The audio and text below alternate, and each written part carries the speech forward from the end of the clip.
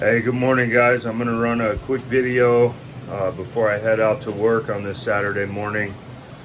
I'm gonna show you guys some serious pre-ovulation swelling that we have going on. I think this female is probably gonna ovulate today, hopefully, and then we'll also go over some of the importance of keeping holdbacks and raising them up for yourself. Also some of my cleaning methods and feeding methods and things like that. So stay tuned, let's get into it. So right here we have a paradise male breeding to a hypo-Aztec female, also known as a high-tech for short. And so the cage is a little bit messy, quite a bit messy right now. I did full clean on everybody yesterday, but these guys were locked up and she's swelling like crazy. I'm pretty sure she's gonna ovulate, so I didn't separate them. So I was gonna clean this cage this morning and he's still working on her. So I don't know if you guys can see all this scale separation right here, and I'll try not to bug them too much, but yeah, this is a pretty cool pairing. This female high-tech came from Brad Sherman, and she throws some really red babies, so hopefully, you know, add the hypo and the Aztec into the Paradise project. So there'll be a lot of holdbacks from this litter also, so stay tuned. Yeah, so we'll keep you updated on that.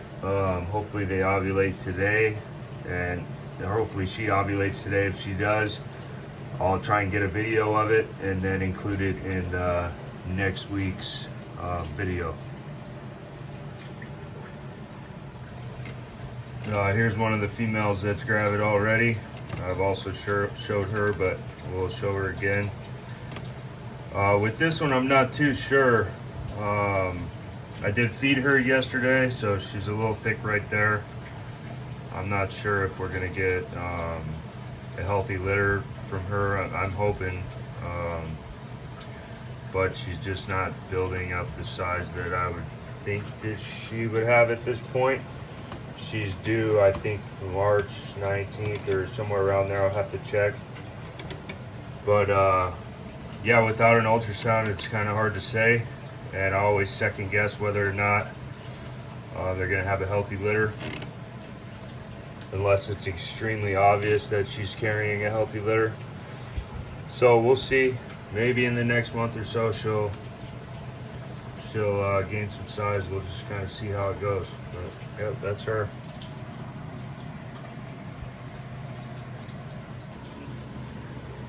Here's a female hypo-Heiferannery. I thought she was building follicles at, you know, a couple different times, but as you can see, I even fed her a small meal yesterday, and she's not that swollen from it.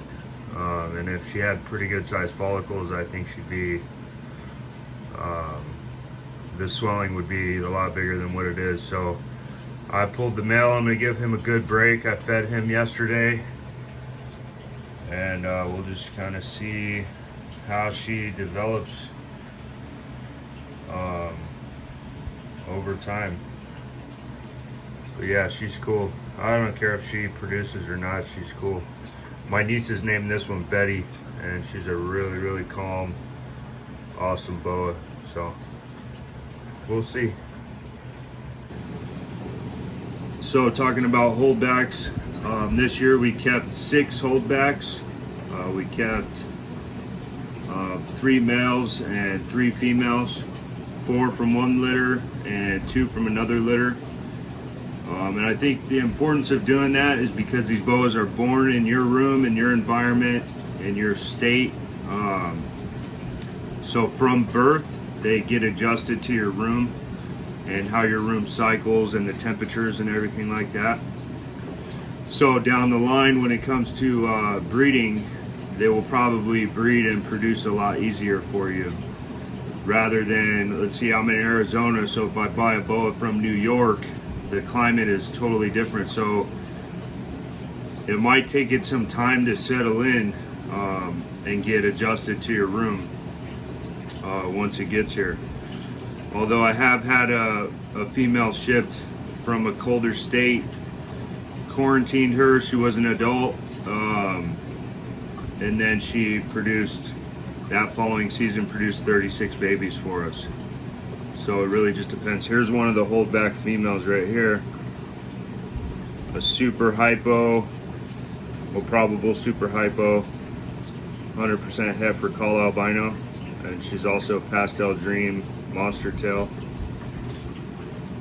Gotta get some better lighting on her. So she's starting to put some size on. And I kept 2 of her brothers also. See if I can grab one real quick. And it's like 6 in the morning, so they're not fired up or anything. One of her brothers. Let's see here.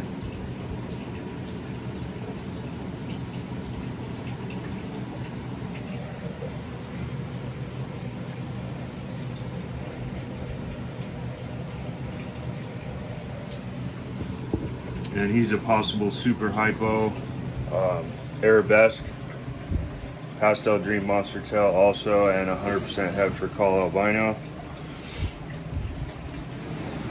Next thing we'll talk about is the 2 boas that I'm keeping, not because they will be bred later on down the line, but because of the genetics. I don't want to sell them to the general public and down the line have them bred and produce babies that people don't know what they are, and I'll explain why. So this guy right here is a normal,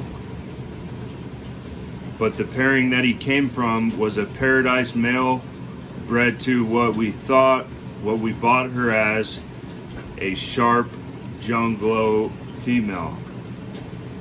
So from that pairing we should have produced either, you know, paradise babies visually or sharp albino babies visually, and we didn't get either. We didn't get paradise and we didn't get sharp albinos. We got normals and hypos. Granted, there was only 3 babies that survived that litter, but still there should have been no normals and no you know, it should have been all visually. But regardless, this guy's a cool boa, but because of his genetics he could be bred to a call albino or a sharp albino, and down the line you might run into an issue where you don't know which line of albino that you have, and that could be a big issue within the hobby, and I've seen it before. So kind of thankful that it wasn't a full litter, because I would have a tough time trying to find all of them homes and things like that, you know, people I trust that won't breed them down the line and mix those genetics within the hobby. But so we got this guy from that litter, so he'll be staying just for that simple fact. And obviously now we know that she is not sharp albino, we know that she's a call albino, so we can pair her accordingly in the future years. The other one, so there was 3. One of them went to my stepmom. She wanted a boa, and unfortunately that boa, she passed away. She was a runt in that litter. So now we have these 2 males over here, and eventually we'll probably set them up in the living room or something like that. my wife lets me. All right, let's jump into the next clip. So here's the main thing that I use for cleaning: chlorhexidine solution. And I ordered this off of Amazon probably over a year ago, and you can see I still got a lot left. So you just mix a little bit in here and then fill the rest up with water.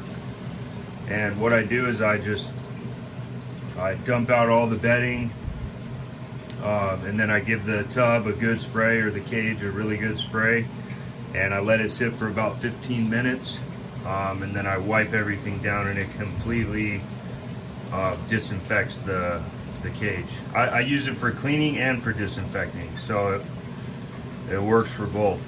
And yeah, it's a veterinarian grade disinfectant, so it's pretty safe. I got, no issues with it. It really works great. In this bottle, I think maybe it was 15 or 20 bucks or something like that, and it's lasted me over a year. So highly recommend this stuff. Let's see. So I did a full clean on these guys yesterday. This is that female I just had out, the possible super hypo. And I get this stuff from work, this PVC pipe, and I just cut it to make a little hide out of it. So that's that girl. Here is a male I picked up from Brad Sherman. He's, I think, looking for food.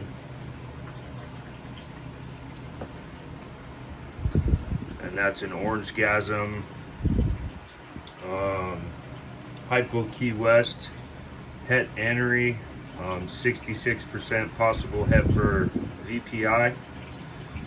So down the line we'll see if he proves out.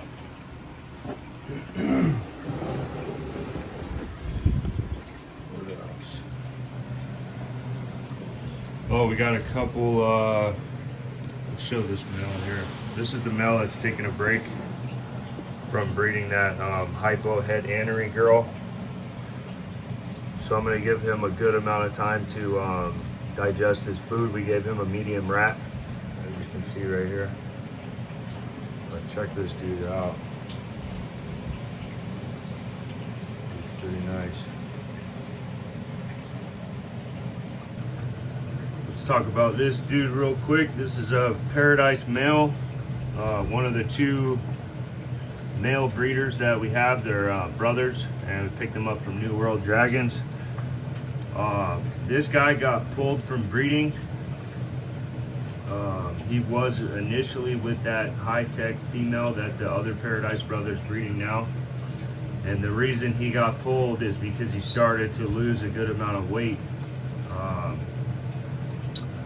So it just depends. I mean, sometimes males will hardly lose weight. Like, for instance, his brother is just a little bit bigger than him, and he's been breeding all season, and he's still maintaining a good size. This guy started to lose some weight, so I pulled him from breeding, and I started him off with mice again, just to slowly get his digestion system working again, and slowly but surely I'll just raise his food size every couple of weeks, just to put some more size on him. And hopefully he doesn't bite me right now, but yeah, check him out. So you can see he's just kind of lost a little bit of weight, but still an awesome boa. He's not fired up by any means right now. Let's see. He's got blue eyes. Really, really cool tail. Let's see here. And like I said, just get this stuff from work, throw it in here, and they utilize it. Simple setup, but easy for me to keep it clean.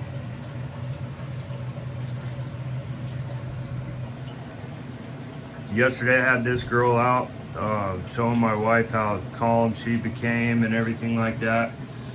and as I'm walking down the hallway, she starts striking at me. So, you know, this is one female that she's maintained at least a little bit of an attitude throughout her life, and hopefully, yeah, she's handleable, but she's unpredictable, and it's just funny. I'm like, oh shit, she's striking at me right now. So went ahead and put her back in here, and you can just see how nervous that she is, but she's putting on some good size too. So yeah, it's a Paradise Jungle female. Yeah, hopefully this year get some good babies to show you guys. Sorry for the random video, kind of all over the place, but I'm just trying to put something together before I head off to work. So we appreciate you guys checking us out. As always, I appreciate the support and hope you guys have an awesome weekend.